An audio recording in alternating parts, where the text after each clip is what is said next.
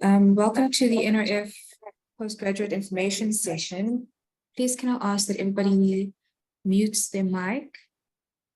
And I will now hand over to Zukile just to do the introductions. Thank you.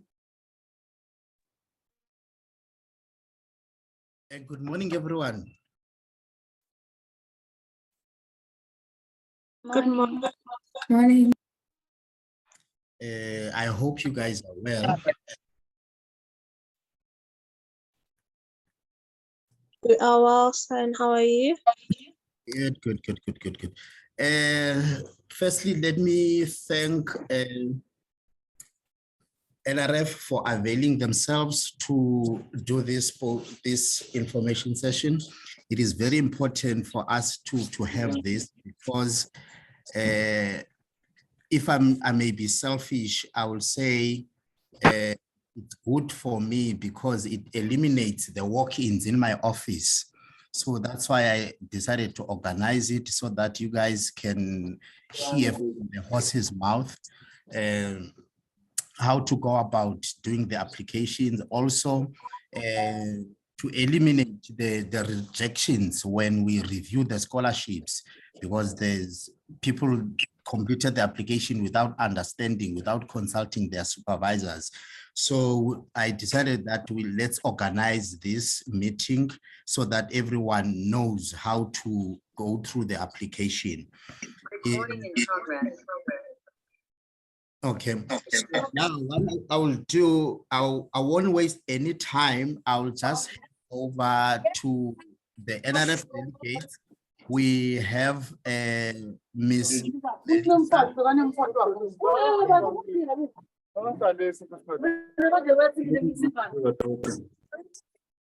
Melissa, who's gonna be presenting the online application process, but I think I'm not sure, Melissa, how we're gonna start with Gaugelo.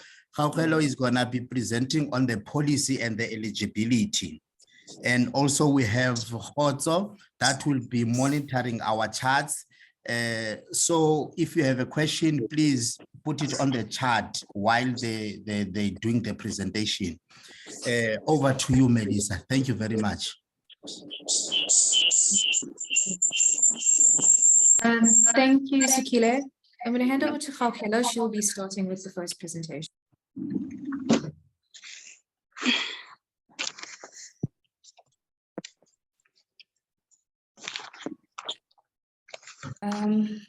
Good morning. I'm not able to share my presentation. Can you please give me the right?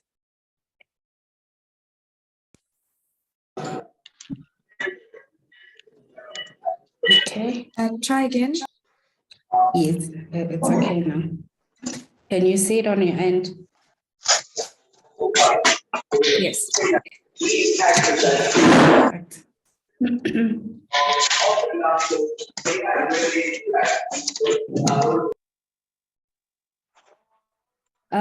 Thank you once more.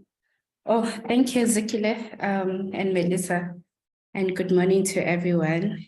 My name is Gaugelo Molepa from the National Research Foundation. Zukile, please stop me if I get disconnected or if I am not audible enough. Okay, I'll do so. So my presentation will be outlining the overview of NRF postgraduate funding scholarships and the overall eligibility criteria, the scholarship values, timelines for call-off applications, the progress reporting, as well as the appeals process. So the NRF mandate is embedded in the following areas. The NRF mandate is embedded in the following areas, positioning the NRF within the national science landscape. These are the advancing of knowledge, transforming lives, inspiring a nation, and strengthening the national system of innovation. On this slide, I want to talk a bit about the NRF online application process. I won't go into details as it will be outlined in the next presentation. So what I want to stress out here is that all applications will have to be made online. So we'll not be accepting any manual application. So you'll have to apply on this website, the NRF Connect system. And it's important that you go through all the core documents, especially the application and funding framework and guide documents, which will guide you in making the informed decisions in terms of choosing your preferred program. So under this preferred scholarship programs, I want to stress out on this last one, the scholarship linked to NRF funded researcher. So this one, it refers to the students who have identified supervisors who are currently NRF funded, or supervisors who have submitted their application, research grant applications to the NRF. So in that regard, once you select this option as your preferred scholarship, you'll be prompted to enter what we call a UID number. This is grant number or the grant application reference number for those supervisors have not yet been granted, but then they've got their application submitted to the NRF. So now this funding will be allocated in 2 modes at either full cost of study or partial cost of study. So for full cost of study, we'll be offering the funding to students in 3 categories who are exceptional academic achievers, financially needy, and students living with disabilities. So I'll explain this further in the subsequent slides. And for the partial cost of study, this will be offered to international students and any other students who could not be funded under the full cost of study. So indicated in this first picture, it's all our NRF funding partners for postgraduate scholarship programs. And indicated in the second one, it's our funding partners for the Global Knowledge Partnership programs. This slide here indicates the targets, the NRF targets in terms of, is it possible to mute everyone? I'm hearing my voice in the background. Okay, so this slide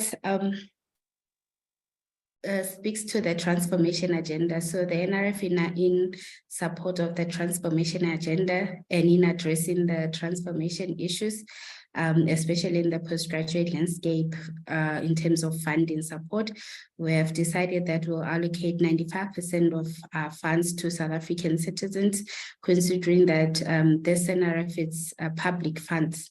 The NRF funds are the public funds. So only 5% of international students will be considered, and of the total funds allocated, 55% should constitute of women.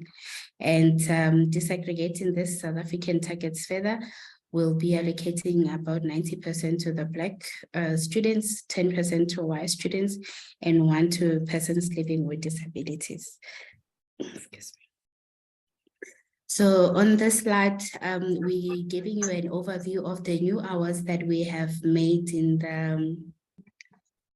the current academic year, where across all the levels of study, where we have received around 13,000 applications from all the participating institutions. And out of all these 13 applications, only 27% could be funded by the NRF. And in this last column, it's an indication of postgraduate studies enrollment at higher education institutions across the 3 levels of study, amounting to about 176,000. And comparing what we have funded to this enrollment number, it amounts to just around 2% of the total enrolled postgraduate students at the South African public universities. So this is just to indicate that we are still constrained budget-wise, and we advise students to look for other funding support and not only rely on the NRF as the only source of funding. Now, for eligibility criteria, remember I've mentioned that we'll be awarding funding at either full cost of study or partial cost of study. So for the full cost of study, this will only be awarded to South African citizens and permanent residents. And again, the full cost of study will be awarded in 3 categories. Let me speak to the exceptional academic achievers first. So this one refers to the students who would have obtained a final mark of 75%. So meaning for honors, you must have obtained 75% or more in your final year of study. For masters in your honors, and for doctoral scholarship, you must have obtained 75% or more from your master's studies. Now coming to the financially needy students living with disabilities. For the financial needy category, we have 2 groups here. The first group is those who were previously funded by NSFAS and ISFAP in their undergraduate degree and will therefore be prompted to attach proof that they were indeed funded by those funding agencies. And the second group under financially needy is those with a household family income of combined household family income of 350,000 or less. So the students will be prompted to complete what we call ISFAP consent form. So the form is downloadable on the application template. We have to complete it and upload it back to the system to submit it with your application if you want to be assessed for financial need. The third category under the full cost of study is the students living with disabilities. Remember, even if you're an international students living with disabilities, you will not be considered under the full cost of study, as it is only for South African citizens and permanent residents. Sorry. So the students will have to provide proof, a medical certificate or medical report as a proof to serve as proof for their disabilities. And the minimum academic requirement for these 2 groups is 65% across the 3 levels of study. And coming to the partial cost of study, this is for the 5% international students and all the other students who could not be Recording in funded progress. study.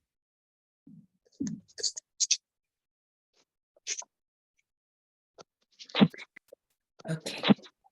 So the minimum academic entry requirement here under the partial cost of study is 65% across the 3 levels of study. For the age eligibility, please note that in order to increase the young cohort of researchers to fit longer in the national system of innovation, we have decided to lower the age to doctoral completion by 35, and we will be achieving this by restricting age during the application stage at 28 years for honors, where you'll have to be 28 years or younger in the year of application to apply for the honors scholarship, 30 years or younger for masters, and 32 years or younger in the year of application for doctoral scholarships. So this has been set in a way that will ensure maximum age at completion to be at 35 years for PhD, in that honors would have been completed in 1 year, masters in 2, and doctoral in 3 years.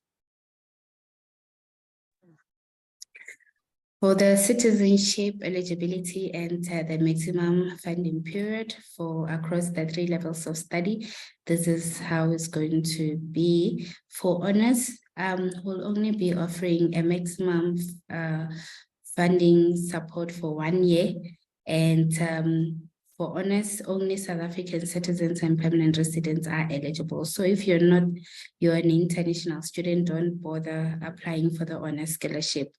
For the masters, the maximum funding support is 2, for doctoral is 3 years, and for masters upgrade to doctoral degrees is 4 years. And for extension support for masters and PhD is 6 or 12 months. So for the extension support, this refers to the currently NRF funded masters and doctoral students who will not be completing their degrees within the NRF maximum funding period. And as such, they can submit an application to be considered for additional support, where they will have to indicate if they will need the funding for 6 or 12 months. And of course, this will only be approved on exceptional circumstances. And the students will also have to include a detailed work plan with timelines that are feasible and also endorsed by their supervisors in order to be considered for this extension funding. So from master's to PhD, in terms of citizenship eligibility, this is for South Africans, permanent residents, and international students. Another important thing to note under this is that the period of support will be calculated from the first year of registration of the study. For example, say you're currently in your first year of master's and you're applying to be considered for NRF funding in 2024. Should you be successful, we'll only be funding you for 1 year, because we'll also be counting your first year of registration regardless of being funded by the NRF in 2023. Indicated in this slide is the principles governing our funding decisions for allocation of funding, where the main determinant is the availability of the budget. We'll also look at the recommendation from the institution. These are the applications that have undergone what we call scientific merit review. So we look at the reviewers. We look at the reviewers' comments and their recommendation in that regard. We also allocate the funding according to our annual performance plan targets. And we look at the institutional rate of scholarship hours uptake, the institutional spread, and the postgraduate enrollment at each university to ensure that the funding is allocated fairly across all the participating universities. And we also look at the geographical area of applicants. This is to ensure that we don't overlook students coming from disadvantaged rural backgrounds. And of course, we'll be prioritizing the students who are eligible for full cost of study. And to say this again, these are the eligibility for full cost of study are the academic high achievers who would have obtained 75% in their final marks, and persons living with disabilities, those who were previously funded by NSF and ISFEP in their undergraduate degrees, and those who would have been found to be financially needy by the ISFEP facilitated household means test. So these are those belonging to the combined household income of less than 350,000 per annum. And just like any other funding agencies, we also have exclusions for our funding, where we'll not be considering undergraduate qualifications, postgraduate certificates and diplomas, masters by coursework only, and professional degrees. So for the masters by coursework, if we can only consider you if you also have. We'll be considering you if you also have a component of a research dissertation in your master's degree. So, but however, if it's only 100% by coursework, then you will not be considered for funding. Indicated here are the values, the scholarship amounts for the 2024 academic year at both full cost of study and partial cost of study, where we'll be allocating around 157,000 per annum at full cost of study for honors, and 118 at partial cost of study. And for masters, the total scholarship value will be around 175,000 per annum, and around 118,000 at partial cost of study. For PhD, we'll be allocating scholarship amount to the value of 182,000 and 107 at partial cost of study for PhD. So for those who would have been allocated funding at full cost of study, they will also have an additional 10,000. This we'll call electronic study device allowance. It's a once-off allowance that can only be claimed once for all the levels of your postgraduate degrees, meaning say you claimed in, say you have claimed this amount in your honor studies. If the NRF continue funding you for your master's and PhD, you will no longer be eligible as you would have claimed it already in your honor studies. So we also have additional 20,000, which you call a maximum assistive technology device. So this is only for the students living with disabilities funded at full cost of study to enable them to purchase assistive technology devices that will make their lives easier in terms of navigating through their postgraduate degrees.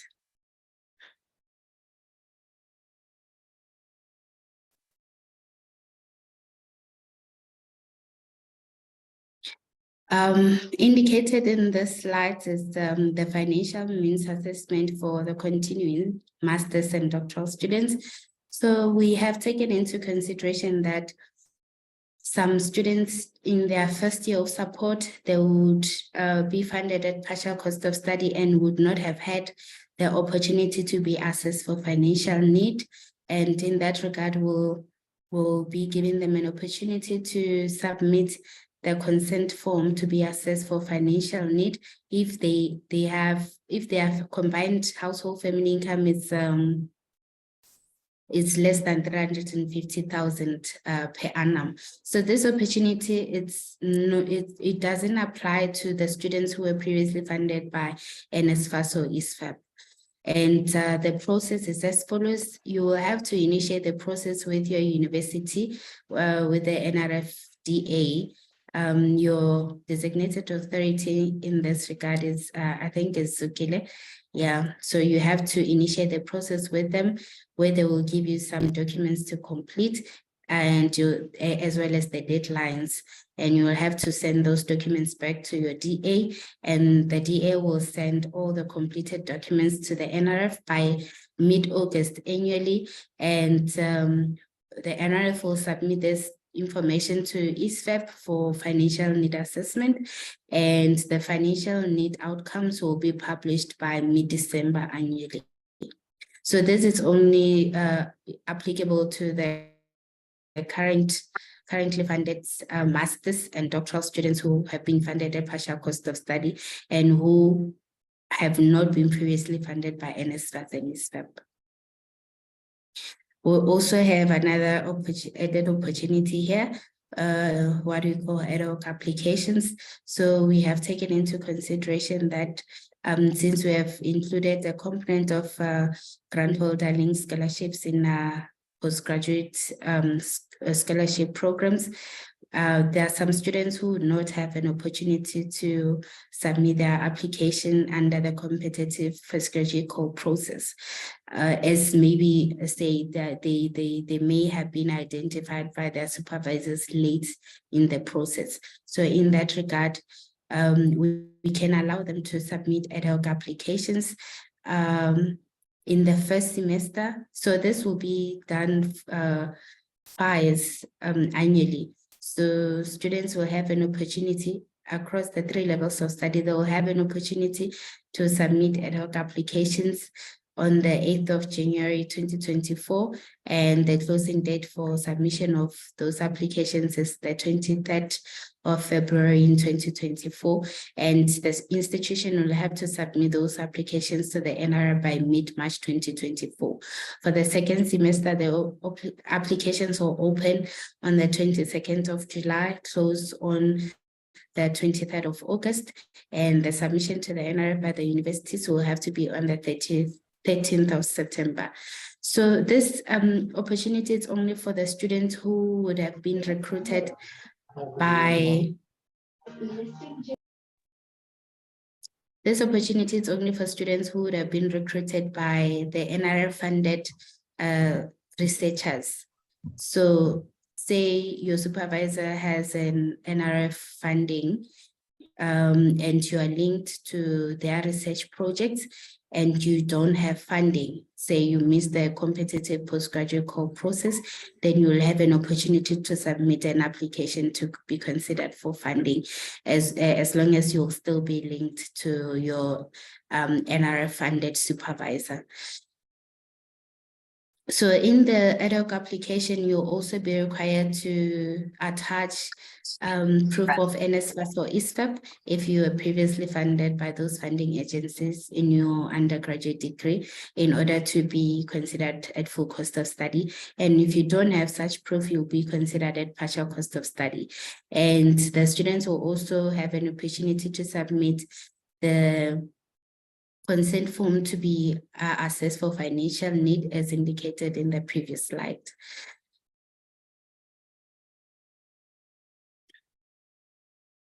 The timelines for call-off application for funding in 2023, sorry, for funding in 2024.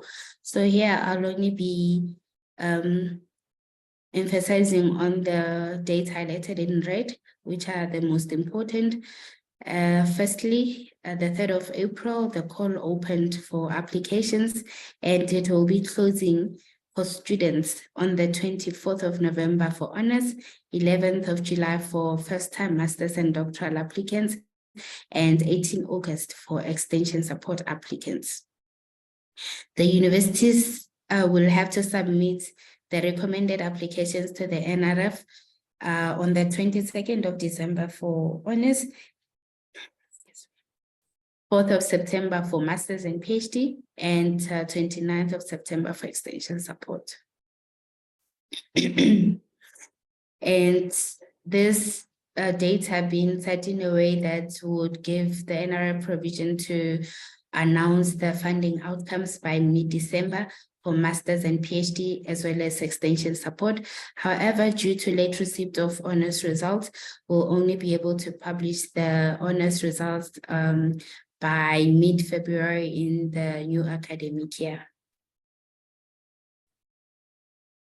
In terms of the progress reporting, important to note here is that we have faced the biannual progress reporting mode, and we have gone back to what we call the annual progress reporting that was in place before we introduced the biannual progress reporting method.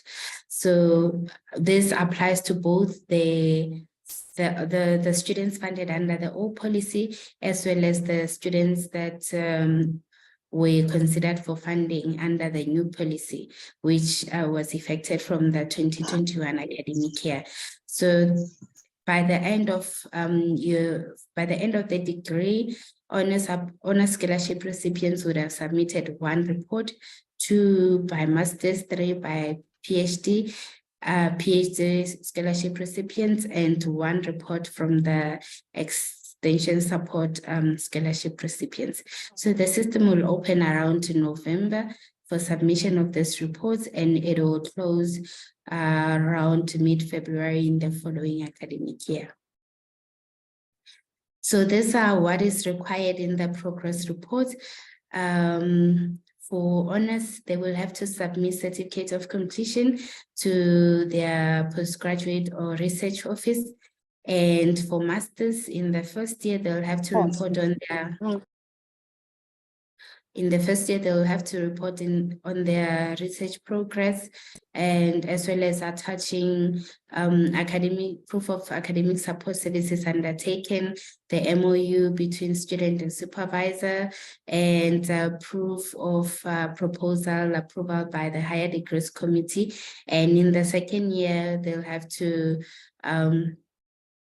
report on their research progress, and this can be done under the proposed research plan section of the progress report template, and also include all the research outputs, as well as the research completion or dissertation submission. And this one you'll have to indicate it under the proposed research plan section of the progress report. So the same applies to the doctoral progress reporting, and we have taken into consideration that in the first year of reporting for masters and PhD, some of these required documents may not be available and will allow the students to proceed with submitting their reports without these documents.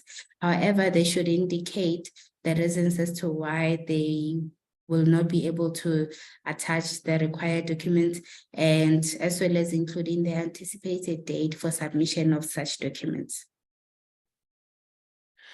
The appeals process, this will fall into categories under what we call procedural grounds of appeal or scientific merit grounds of appeal. So for the procedural grounds of appeal, it speaks to the applications which may have been rejected due to some administrative errors during the processing of an application by the universities, or application improperly rejected as not appropriate to the funding opportunity or call category, and all this other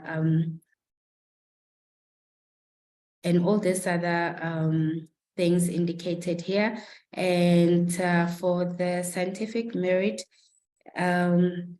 this is for students who will be disputing the decisions taken by the institutional review panel in terms of disagreement between the assessment panel and the applicant, scientific disagreement in that matter, or evidence or bias against school of thought or philosophy approach.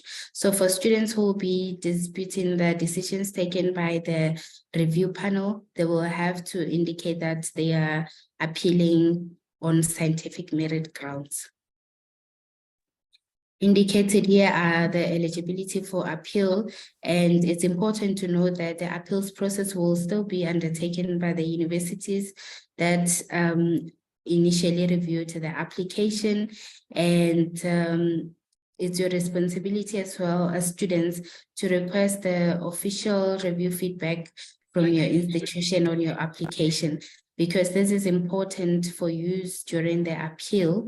And you have to know that we will not be accepting new material or information in the appeals.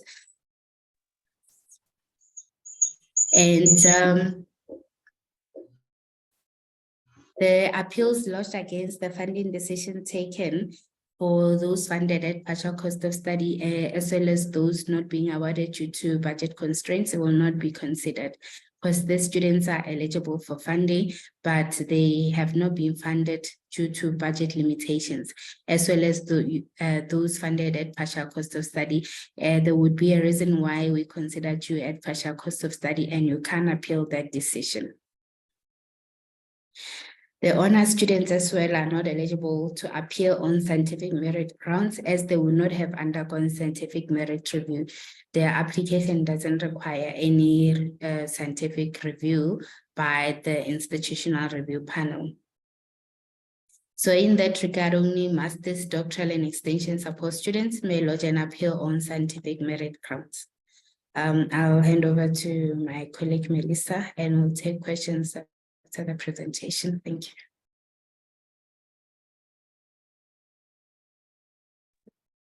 Thanks, Khokelo. Just share the screen.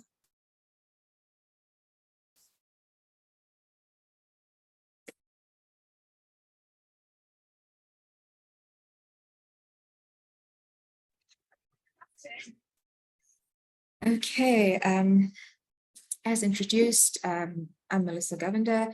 I'm from the grants management part of the NRF.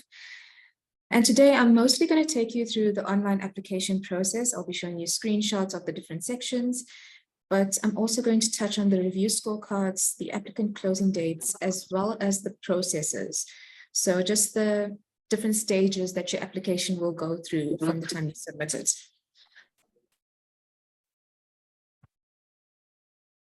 Okay, so starting with review scorecards. The review scorecards can be found in the framework document. Now, the framework document can be found on the NRF website. And what you're seeing here is the Sorry, can I ask everybody to mute? I'm now in presentation mode, so I can't see, or can't mute anyone. Thank you. So what you see here is the honors scorecard. So up front, what this tells you is exactly the criteria that will be used to score your application. So here for honors, academic merit will count for 40% of the score. Completion time for the undergrad degree will count for 40%, and priority research area will count for 20%. Now, as Gaukelo mentioned just now, the honors applications do not undergo a scientific review, but your master's and doctoral applications do. And this is what the master's application will be scored using. So your academic merit counts for 35%, completion time 15%, priority research area 20%, and then project outline counts for 30%. For doctoral, academic merit 30%, completion time also 15%, but reviewers will also look at the track record or research outputs, which counts for 15%, the priority research area 10%, originality of doctoral study 20%, and then potential impact will be 10%. And this is the scorecard for extension support. So you can see progress to date counts for 25%. Sorry, please can everybody mute their mics?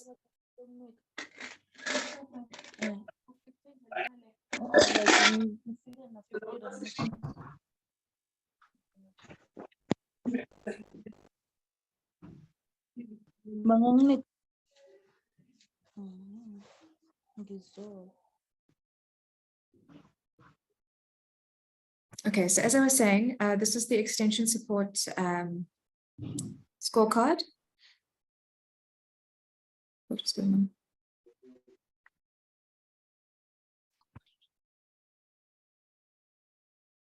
Okay.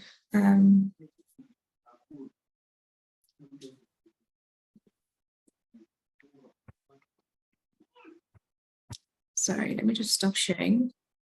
I just want to mute. Okay, apologies. I'm going to start sharing again.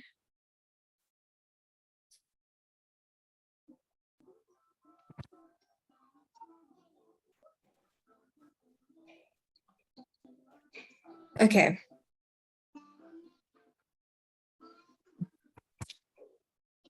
Sorry, guys, please can everybody check their mics and please mute?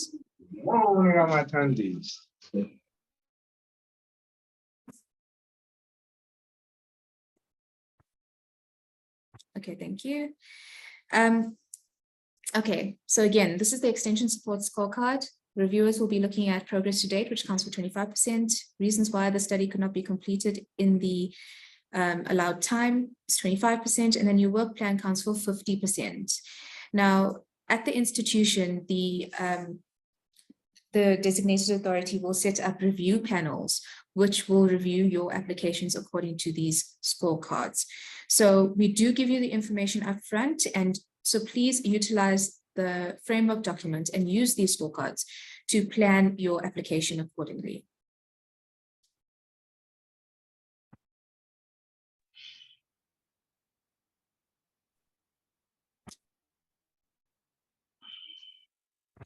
Okay, so moving on to the online application process. This is the web address where you can find all the full documents.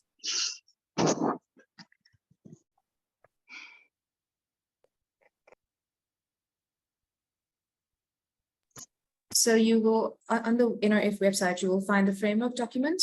So the framework document has the eligibility criteria. It has the different scholarships that you can apply to, and it has things like the review scorecards. The funding guides, there's one for each level, and this provides you with step-by-step instructions on how to complete an online application. So it'll have the different screenshots similar to what I'm going to show you now. Then you have the frequently asked questions document, the ISFAP consent form, the statement of expectations document. This really just outlines the expectations for the NRF, the student, as well as the institution. And then we also have the list of higher education institutions. Now we have a new system called NRF Connect, and this is where you need to submit an application online. So you will have to log in or register with your ORCID ID. Now, your ORCID ID is your unique identifier as a researcher. It's a 16-digit number. If you don't have one, you just go to this link over here that says register now if you don't have an ORCID ID. And then you can use your ORCID ID, your email address, Gmail account, or Facebook account that is linked to your ORCID ID. And you can use that to log into the NRF Connect system. So if you were registered on our old system called NRF Online Submission System, once you enter your ORCID number, you should be automatically logged into NRF Connect. If you were not registered on the old system, you will see this unique registration and you select register. You will then see this screen to register a new account. You just fill in your personal details and your contact details and click on register. And then once you enter the system, this is basically what you're going to see on the left-hand side. That's the menu. Before you start an application, please can you complete the My Profile section, and please upload a certified copy of your ID. And you can complete your My CV section, which has subsections like career history, qualifications, research expertise. And the reason why you should complete this upfront is that once you start an application, the information will automatically be pulled into the application. Okay.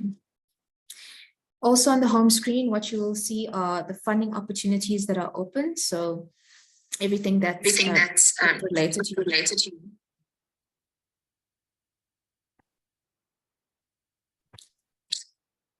So for your honors, masters, and doctoral, so your postgraduate applications, as Jorge indicated, there is an age restriction for each level.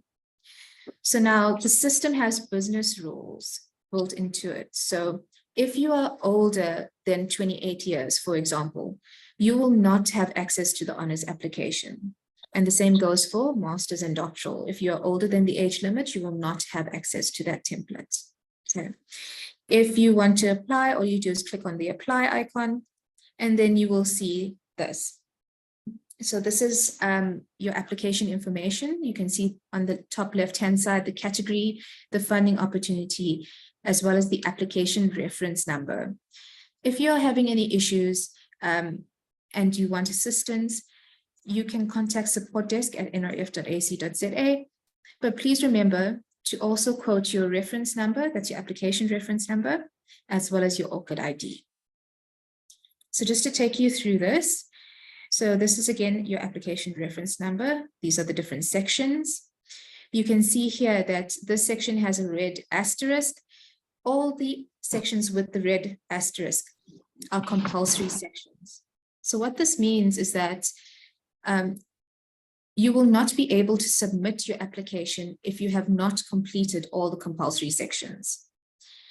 The non-compulsory sections do not have a red asterisk, and these sections don't have to be completed in order to submit your application online. Completeness, you can see if a section is complete, it's marked by a green tick. If it's incomplete, it's marked by a red cross. You can also see the date when the section was last updated, and you can edit any of these sections by clicking on the edit icon. So first of all, I'm going to take you through sort of the general sections before I show you the more specific templates. So here are the financial needs sections. Now there are 3 financial needs sections. So in terms of a financial need, we work with ISFAP to conduct the financial means tests. These tests are only for South African citizens and permanent residents. So foreign applicants cannot request for a financial means test to be done. When we talk about financial need, it's those students with a household income of less than 350,000 rand per annum. If you want to have a financial means test done, you have to complete the ISFAP consent form that can be found on the NRF website. For those students who were previously supported by NSFAS or ISFAP, you guys will not be subjected to another financial means test because a financial means test has already been done. All you have to do is attach the relevant proof to the application, and I'll show you where to do that in a bit. Please make sure that if you are requesting for a financial means test to be done, that the ISVAP consent form is completed correctly. It has to be co-signed by household contributors, and it also has to be signed and stamped by a commissioner of oaths. So this first section, the financial need NSFAS ISVAP funding, this is where you're going to upload previous proof of NSFAS funding or ISVAP funding. So the first question is, have you previously received or are you currently receiving NSFAS ISVAP funding? If you are, then all you do is move the toggle so that it's green, this toggle, so that it's green with the tick to indicate that you are receiving or were receiving funding. And then you can upload the relevant proof. Now, in terms of proof, many students upload a NSFAS bursary agreement that is not signed, and we don't take that as official proof because it's not signed. So what we want in terms of proof is an official university stamped. Sorry, can everybody please mute again? Hey, baby.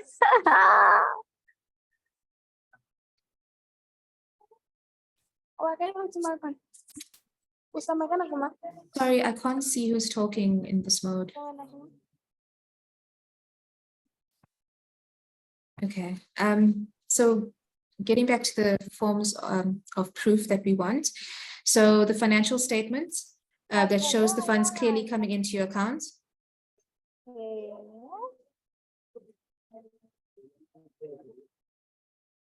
Yeah.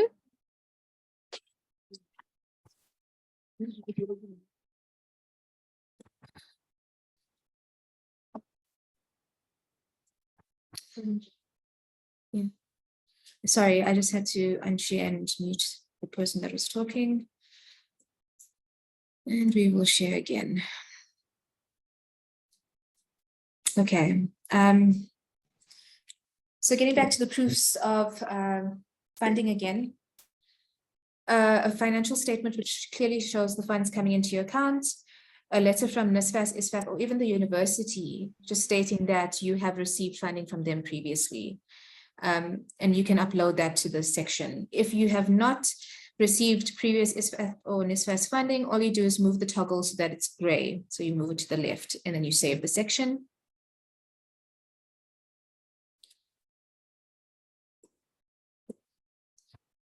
The next section related to financial need is where you're going to request for a financial means test to be done. So the first field is about combined gross family income. And there are three options: less than or equal to 350,000 Rand per annum, more than 350,000 Rand per annum, and not applicable. Not applicable is specifically for the foreign applicants because they can't request for a financial means test to be done. More than 350,000 Rand, if you choose this option, then the other fields will disappear as you are not eligible to have a financial means test done. Yeah. So the only time you will be able to complete these other sections is if you select less than or equal to 350,000 Rand per annum. The next field is has a financial means test be done? And just a reminder here that if you were previously funded or currently funded by NSFAS or ISVAP, a financial means test has already been done. So you do not need to undergo another financial means test. So here, has a financial means test been done? You will select yes, and then you'll see the other fields will disappear. Now, if you have not had a financial means test done, so you move the toggle to the left so that it's gray, you upload the completed consent form in this space, and you must give consent for a financial means test to be done.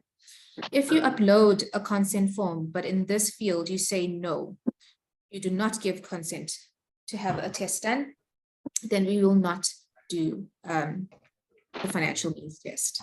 Okay, so please take note of that.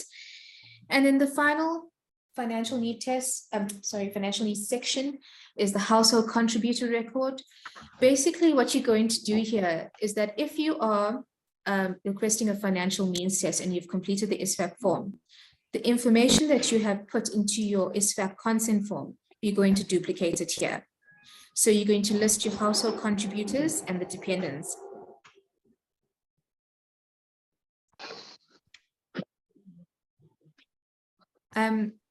So in order to add information regarding the household contributor in this section, you're going to click on create new, and then you will see this. This is where you're going to input the person's details. Does this person contribute financially? Yes or no? You save the section, and then you will see your records appear.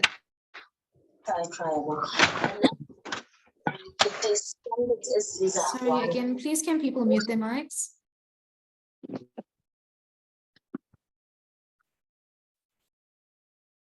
Thank you.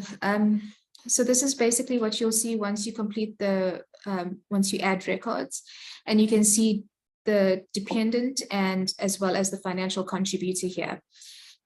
You can edit these records at any time, and you can also delete the records at any time. So the reason why we need this information is that SVAP wants us to extract the household contributor details from the system, and we can't do that from the SVAP consent form. So that's why we need this section. So you're just going to duplicate the information from the SVAP consent form to this section here. If you are not going to undergo a financial means test,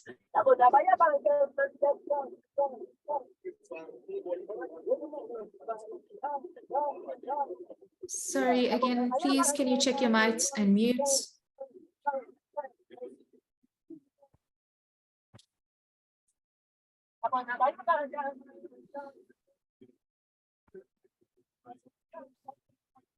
iPhone, please mute your mic, please.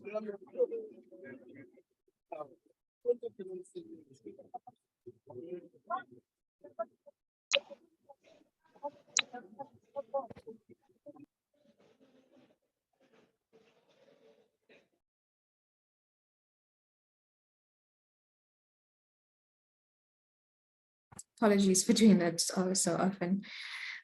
So if you are not going to undergo a financial means test, at the bottom of the section, it says household contributor not applicable. You're going to move the toggle so that it's green with the tick, and then you save. And in this case, no financial means test is done or required. Okay. The next general section is the application category section. So this is where you're going to choose what scholarship you're applying for. So you can see the first question is related to whether you're a full-time student. Will you be registered as a full-time student? Just a reminder that with the NRF scholarships, we do not fund part-time students. We only fund full-time studies. And just to show you what will it look like, you can see that here I've chosen general NRF scholarship, and there are no other fields to complete. It will be similar if you choose DARD or Mines. And then you can save the section. But if you choose scholarship linked to NRF funded research, there are two other fields that appear. Now, the reason for this is that the scholarship linked to NRF funded research is very specific. And this is if your supervisor for your studies has an NRF research grant or has applied to have an NRF research grant that has a student component, and your research will be linked to that research grant. If that is the case, then that's the only time you select scholarship linked to NRF funded research. You have to input your supervisor's research application number or grant number, and you have to ask them for the name of the funding opportunity that they have the research grant under. The reason why this information is important is that once the funding decisions are done or are going to be done, the applications are separated and it goes to the specific funding domains to do the funding decisions. So that's why it's very important that the information you put here is correct. Okay, so moving on to the honors application, this is probably the most important section. It's called details of degree section. At the top, you'll see that you can input your marks for your final year undergrad, and that's the subject and the marks obtained. If you are still busy with your final year undergrad, that's absolutely fine. You can just input your marks obtained so far. And what will happen is that whatever information you put in here, the average mark will be calculated and it will be input in this section here. So this field is not editable. You can't add anything to this field. The system will automatically calculate the marks and add the information to that field. This is where you're going to select your proposed institution. So if you select University of Mpumalanga here, your application will then be routed to that institution. If you select anything else like UCT, for example, it will then be routed to that institution. You then have to indicate discipline and other information. Just to note on this field, indicate what you are currently doing. There are 3 options. There's not applicable, studying, and employed. Now, if you select employed, you will then have to complete this field, which is, are you willing to resign in order to take up the scholarship? If you indicate no, your application will be rejected. The reason being is that we do not allow scholarship holders to hold the scholarship and be employed at the same time. So if you are currently in employment, you have to indicate that you will be willing to resign in order to take up the scholarship. Now, moving on to the master's and doctoral applications, the application templates are exactly the same for both, apart from one section, which I will show you. The first important section is your basic information section. This is where you're going to input your institution, where your application will be routed to. The next field is called title. Now, please note, this is not your personal title as in Miss, Mr, or Mrs. This is related to the project title. Applications with no project titles will be rejected because we require this information for the granting system. The next field is your descriptive title and abstract. Again, it's related to your research project. The degree to be funded section is very similar to the honors one, where it asks for information on registration, discipline, and then indicate what you're doing currently. The next important section is your academic achievement section. This is where you're going to input your information for your previous degree. So the name of your previous degree, the average percentage received, the year of completion, etc. Now, we do understand that the majority of the applicants are still busy with their previous degrees. So like the example I've used there, where the master's applicant is still busy with honors, then if that relates to you, then all you do is list the information related to your final year undergrad. Likewise, if you're a doctoral applicant and you are still busy with your master's, then you will list information related to your honors or equivalent degree. Now, as I said, we are aware that many of the students are still busy with their previous degrees at time of application. Therefore, we check the GPA for the previous degree at time of take-up of award. So if you are awarded a scholarship, and then we see that your percentage for your previous degree was actually less than the 65% requirement, then the scholarship will be cancelled. So please take note of that.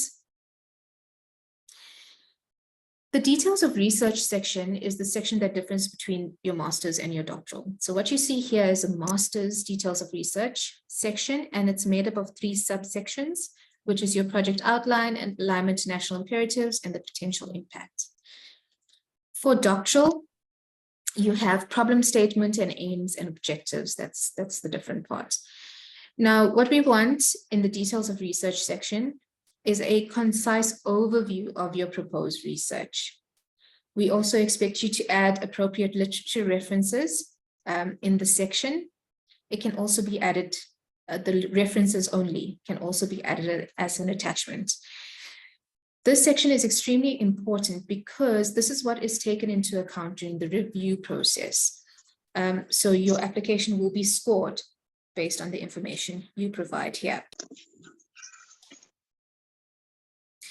The next section is your application support input section. This is where you're going to invite your proposed supervisor or current supervisor for your master's and doctoral to respond to your application. The section is extremely important because if there is no response from your supervisor, then your application cannot be submitted to the NRF.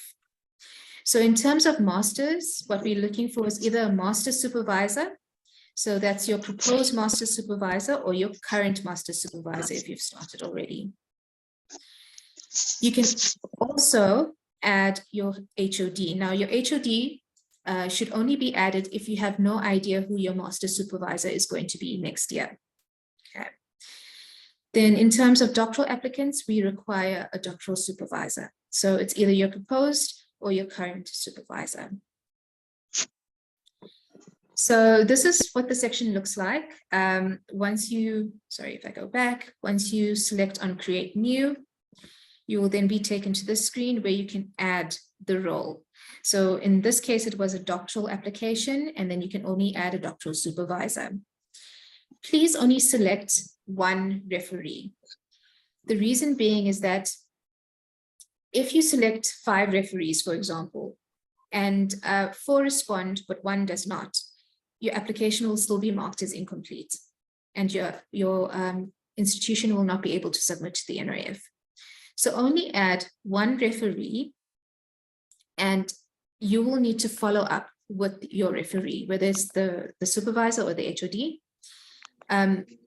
Basically, how this section works is that once you add the information for the person, an email is sent out from the system. Even if your supervisor does not get an email, all they have to do is log into NRF Connect, and on the left-hand side menu, they will see a section called Reports, and they will be able to respond to your application via that menu option. Okay. So once you add the role, you'll then be taken to this screen where you can search for the person. If you find the person, you'll see their details in the section, and you can just add the person to the section. If you search for the person and there's no data available, all you do is click on user not found, and then you'll be able to add that person's details in the section. And then, as I said, an email will be sent out, but the person can also access the report via the NRF Connect system. Then in terms of the attachment section, this is where you need to refer to your framework document, because different scholarships will have different requirements. So it's important that you look at the framework document to determine what supporting documents are required. Now, if there is a required document and you do not attach that document, then your application will be rejected. Then in terms of extension support applications, now the extension support is specifically for current NRF scholarship holders who will require either a 3rd year of master's funding or 4th year of doctoral funding. So now the application category section for extension support looks like this. Under the type of scholarship, you can either select master's or doctoral. And then under extension requested, you can either select 6 months or 12 months. Please make sure that you select the correct number of months. We often get students who request 6 months and are awarded 6 months of funding, and then they come back to us during the year to say they actually require 12 months of funding.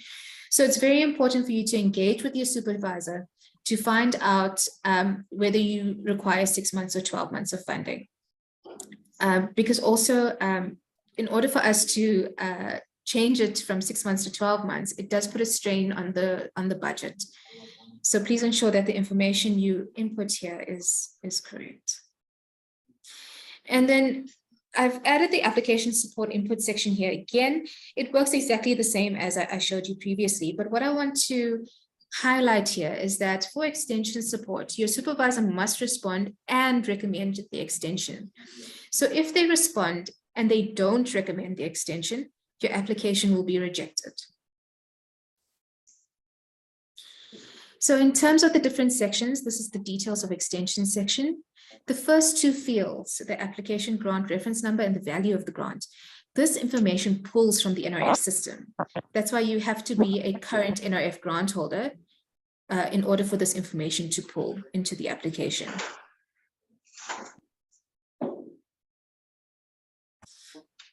Next, you're going to indicate your proposed institution, date of first registration, etc. And you're going to save this section and move on. The other sections are what's shown in the screenshot. I'm not going to, I didn't add individual screenshots for each of them because they're all the same in terms of the information that they want. It's all free text boxes and they're all compulsory. So you have to complete all these sections, and this information, sorry, can you please check your mics again and mute?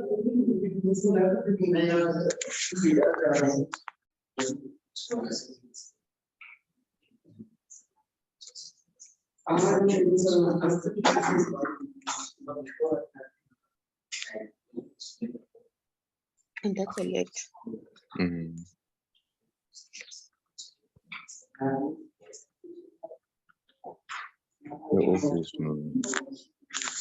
Sorry, can you please mute? I can't see who's speaking.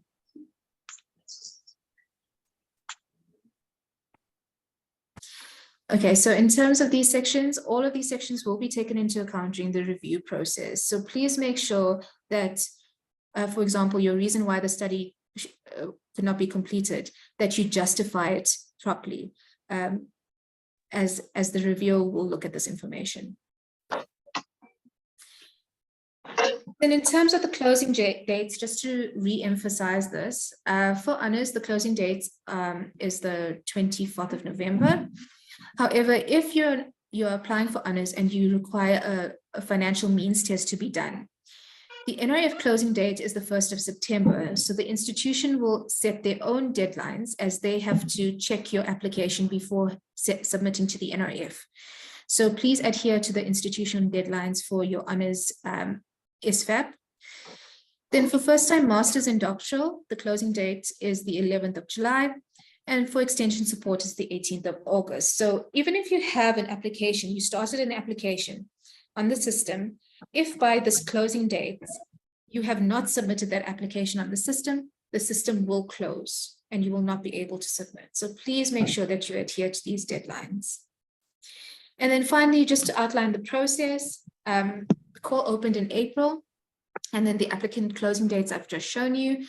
Once you submit your application on the system, it is routed to the institution that you have selected on the application. On the institution end, the designated authority will screen the application. That means he'll check for eligibility, and he'll also check for application requirements like required documents. What will also happen at the institution is that the review of the masters and doctoral will take place. So that means review panels will be set up at the institution, and usually per discipline, and the applications will be reviewed and scored. We have a separate closing date for the institutions to submit to the NRF. The institution will only submit eligible applications that have been recommended by the review panel. So in case of a master's and doctoral, the deadline for this is September. For honors, it's December. Once the application comes through to the NRF, us in the grants management section will screen the applications again, and then the SFAP financial means test will also take place. We will then hand over to the specific funding domains to do the funding decisions process. For masters and doctoral, this usually happens around November, December, and for honors, it happens anywhere between January and March. Then outcomes are announced for for masters and doctoral. We try and do this in December before everybody goes on holiday. For honors, this can happen anywhere between January and March. If you have been awarded a scholarship, you will receive an award letter and a conditions of grants. These documents will be attached to your application on NRF Connect. If you are unsuccessful, you will receive a regret letter. And usually those who are unsuccessful, it's because of budget constraints. Just a reminder that if you are successful, before accepting the award in the system, please make sure that you read through the conditions of grants and that you understand the conditions. This is a contract that you are entering into between the NRF and yourself. So, for example, if you do not complete the degree for which you are awarded funding, you will become a defaulting student and you will have to pay back the funds. So that's why it's very important that you read and understand the conditions of grants before you accept the award in the system. Okay, and that is it from me. Zukile, I'm going to hand over to you. We can take questions. Thanks.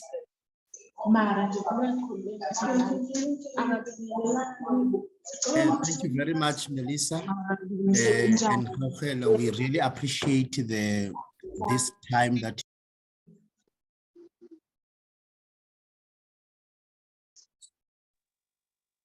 Ma'am,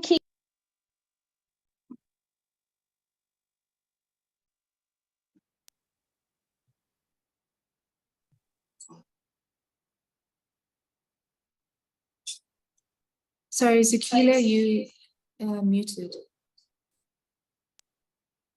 okay. I don't know where you lost me, but I was just asking if are you available to take some questions? Yes, that will be fine. Okay, I'd like to ask the people that have questions.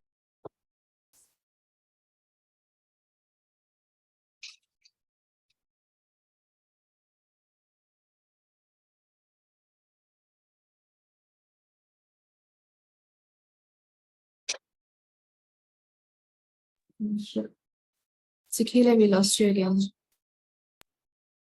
Okay, Okay, you're back. yes, I'm back. I can't see, I'm not sure what's going on. I can't see if there's a hand raised or. Okay, there are two hands.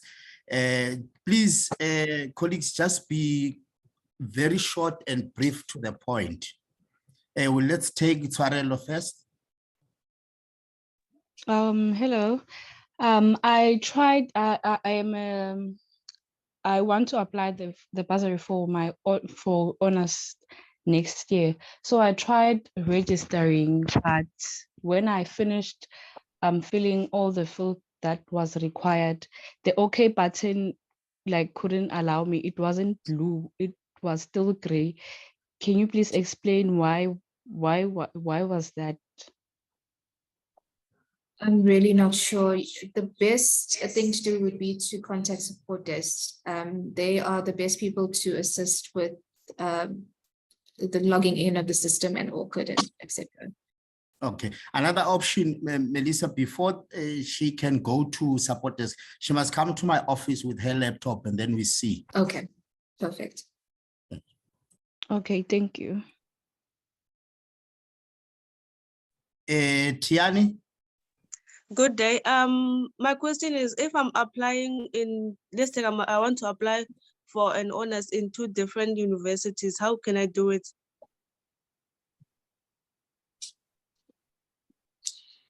So the system doesn't allow you to choose 2 institutions. You have to choose one, your preferred institution.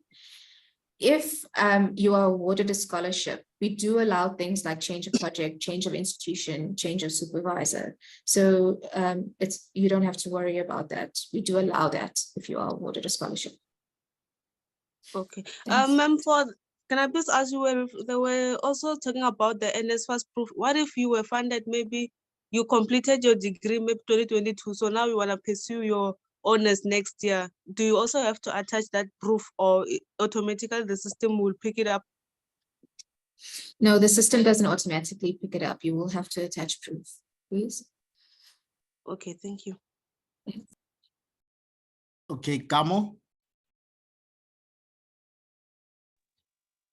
I wanted to ask about the issue of marks when you're applying for honors. She mentioned subject and marks where your average will automatically be calculated. So I want to know which marks do we actually use, because it's still like in the middle of the academic year.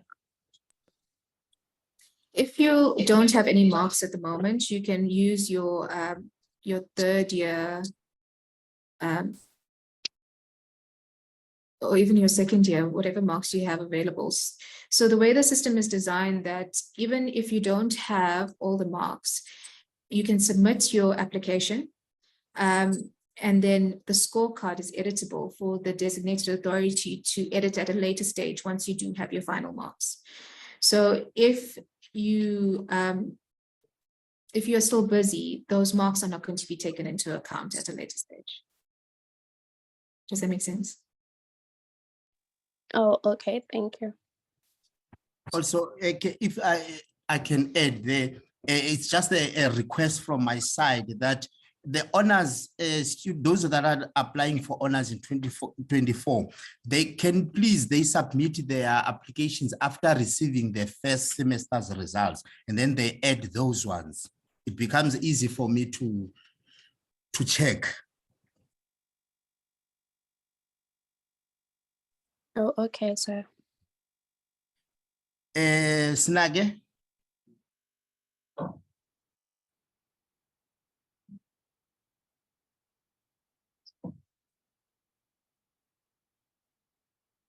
Sinage, please ask.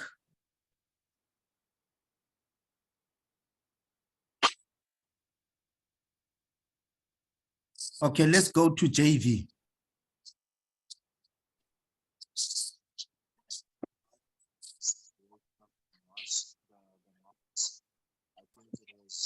Hello, can you hear me? Yes, yes. Oh, okay. Sorry. Thank you. Okay, my question is concerning the financial need criteria for international students. That how do we go about as international students putting the information? Because I'm seeing like there are different criteria.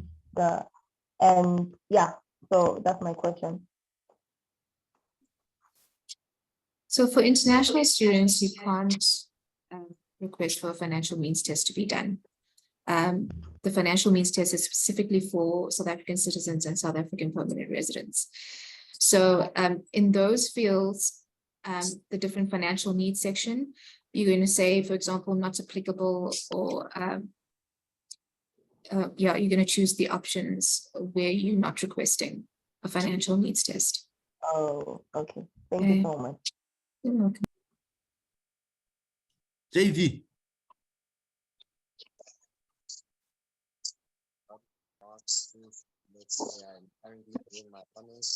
We can't hear you, JV.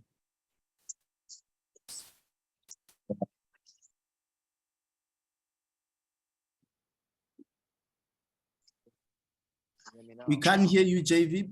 You can please write your question on the chat.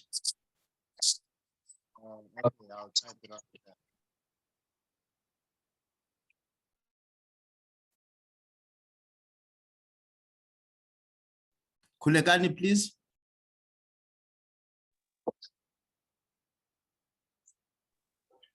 Okay, so with regards to the proof of funding situation, you said that we should submit a statement of financial statement, ne?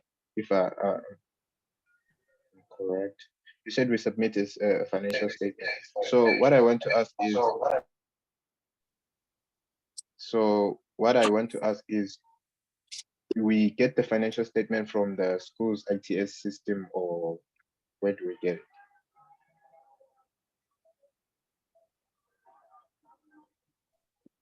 That's my question. I think you can answer that.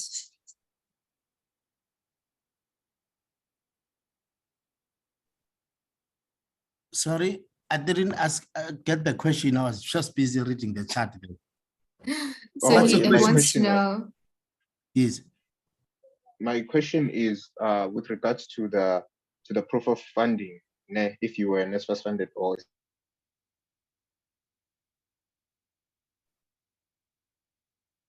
He's muted now. Kulegan, you are muted, Chief. So he basically wants to know that for the financial statements, which shows, you know, the proof of dispatch coming into his account, does he get it from the ITS system at the institution? My question was, do we find the financial statement in the institution ITS system, or No, please get it from the office, because they will put a stamp there on the university letterhead. Yes, at the final. Building 10. Yes, building 10 in the RAS office. Oh, thank you. Sure.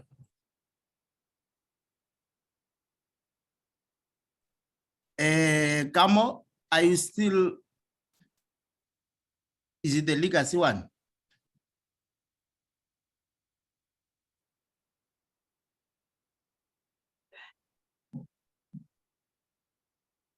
Okay, I'm gonna take only 2 questions now from Marcia and Bongumusa. Marcia, please go ahead. Okay, can you hear me? Yes, we can hear you. So my question is, for those that are doing honors like currently, when you're applying for funding for masters, I saw there's a slot where they want the title. Surely is the title maybe of your proposed research. So I want to know which title do you use, the title that you're currently busy with, since we are not yet or not yet know which titles we're going to be dealing with or which research title you're going to be dealing with in your masters. So are we supposed to write the title of the research that you're currently busy with now on your honors, or what?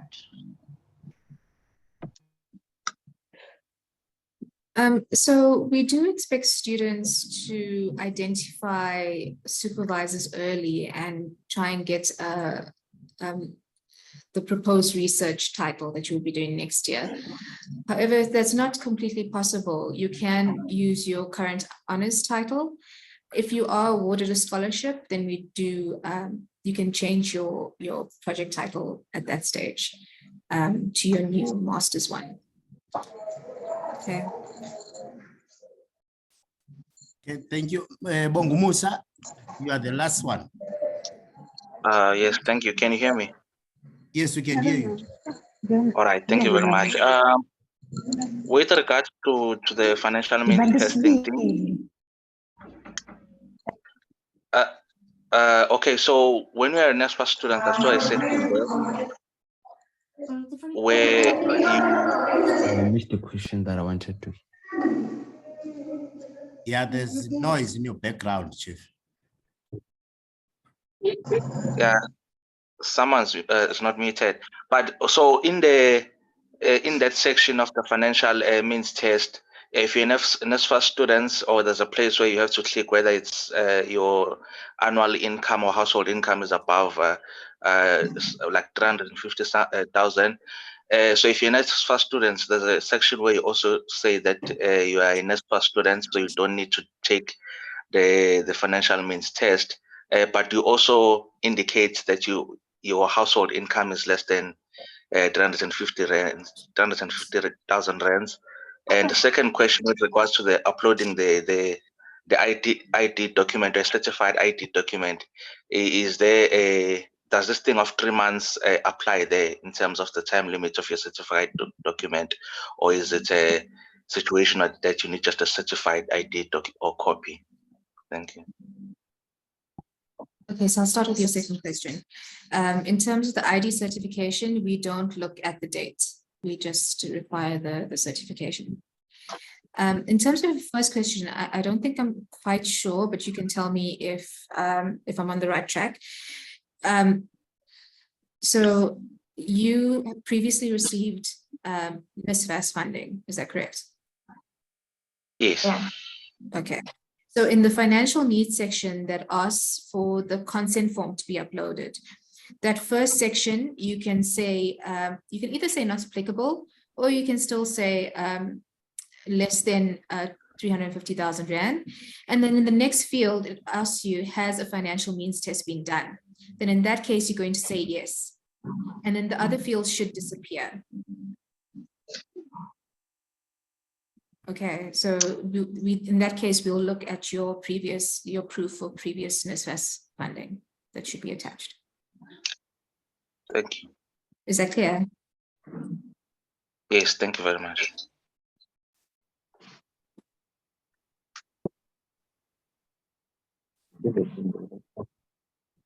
Oh, okay, let me quickly take one. I said that Bongumusa is the last one. VW, not sure whether it's a polo or what.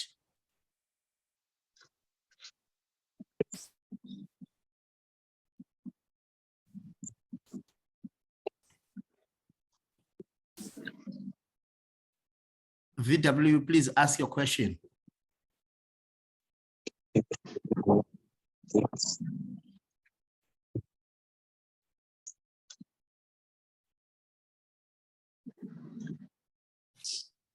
Okay, let's leave VW. Let's go to Mbilo.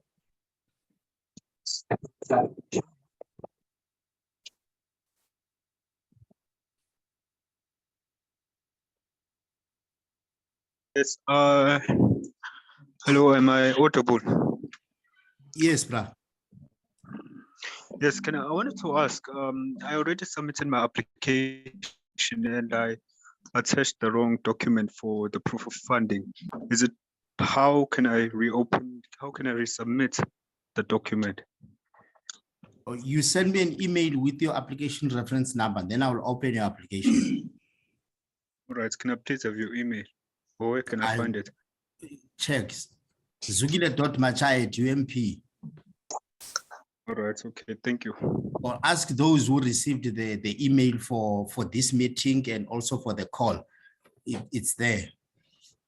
All right, okay, thank you so much.